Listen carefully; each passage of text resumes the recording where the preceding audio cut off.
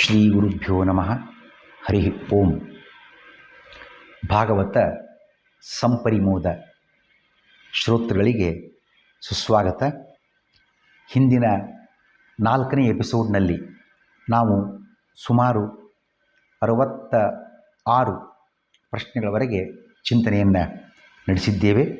ಇದೀಗ 5ನೇ ಎಪಿಸೋಡ್ನಲ್ಲಿ 67ನೇ ಪ್ರಶ್ನೆಯಿಂದ ಚಿಂತನೆಯನ್ನು ಮುಂದುವರಿಸೋಣ.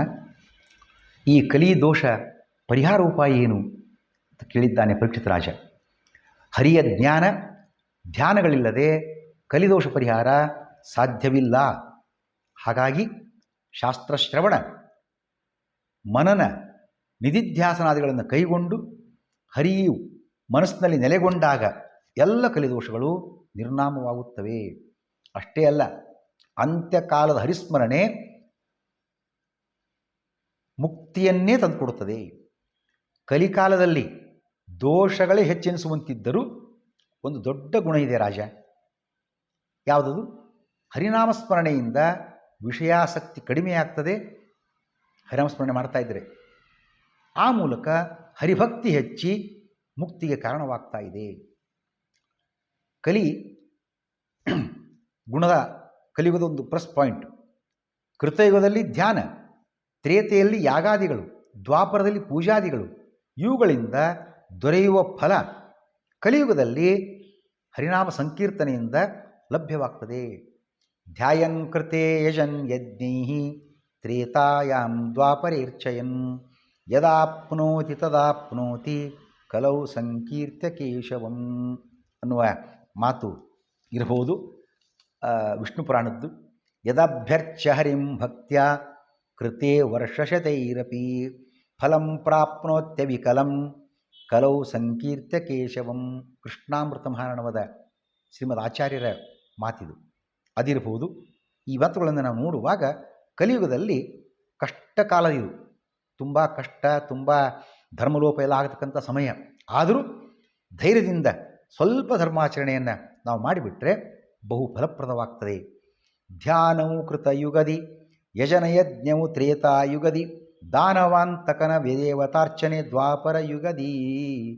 ಆ ಮಾನವರಿಗೆಷ್ಟು ಫಲವೋ ಅಷ್ಟು ಫಲವು ಕಲಿಯುಗದಿ ಗಾನದಿ ಕೇಶವನೆಂದರೆ ಕೈಗೂಡುವನು ರಂಗ ವಿಠಲ ಅನ್ನೋ ಮಾತನ್ನು ನಾವು ನೆನಪು ತಂದುಕೊಳ್ಬೋದು.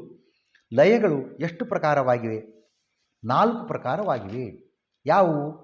ನಿತ್ಯಲಯ, ನಿತ್ಯ, ನೈಮಿತ್ತಿಕ, ಪ್ರಾಕೃತಿಕ ಮತ್ತು ಆತ್ಯಂತಿಕ 4 ಪ್ರಕಾರ. ನೈಮಿತ್ತಿಕ ಲಯ ಅಂದ್ರೇನು? ಬ್ರಹ್ಮನ ದಿನದ ಅರ್ಥಾತ್ ಹಗಲಿನ ಕೊನೆಗೆ ನಡೆಯುವ ಭೂಹು ಭುವಃ ಸ್ವಹ ಈ 3 ಲೋಕಗಳ ನಾಶಕ್ಕೆ ನೈಮಿತ್ತಿಕ ಲಯ ಅಂತ ಹೆಸರು. ಬ್ರಹ್ಮನ ದಿನ ಎಂದರೇನು? ಚತುರ್ಯುಗ ಸಹಸ್ರಾಣಿ ಅಹರ್ಯದ್ ಬ್ರಹ್ಮಣೋ ವಿದುಹು. ಭಾಗವತ. ಚತುರ್ಯುಗ ಸಹಸ್ರಾಣಿ ಬ್ರಹ್ಮಣೋ ದಿನ ಮುಚ್ಯತೆ. ಮಹಾಭಾರತ ತಾತ್ಪರ್ಯ ನಿರ್ಣಯ ಶ್ರೀಮದ್ ಆಚಾರ್ಯರ ಗ್ರಂಥ. 1000 ಚತುರ್ಯುಗ ಕಳೆದಾಗ ಅದು ಬ್ರಹ್ಮನ ಒಂದು ಹಗಲು. 1000 ಚತುರ್ಯುಗ ಒಂದು ಸುತ್ತು ಬಂದಾಗ ಅದು ಬ್ರಹ್ಮನ ಒಂದು ರಾತ್ರಿ. ಚತುರ್ಯುಗಗಳು ಯಾವುವು? ಕೃತಯುಗ, ತ್ರೇತಾಯುಗ, ದ್ವಾಪರಯುಗ ಮತ್ತು ಕಲಿಯುಗ. ಈ ಚತುರ್ಯುಗಗಳ ಒಟ್ಟು ವರ್ಷಗಳೆಷ್ಟು? ಮನುಷ್ಯಮಾನದಿಂದ 43,20,000 ವರ್ಷ. ಮನುಷ್ಯಮಾನ ಅಂದ್ರೇನು? ಮನುಷ್ಯರ 1 ವರ್ಷ, ದೇವತೆಗಳಿಗೆ 1 ದಿನ.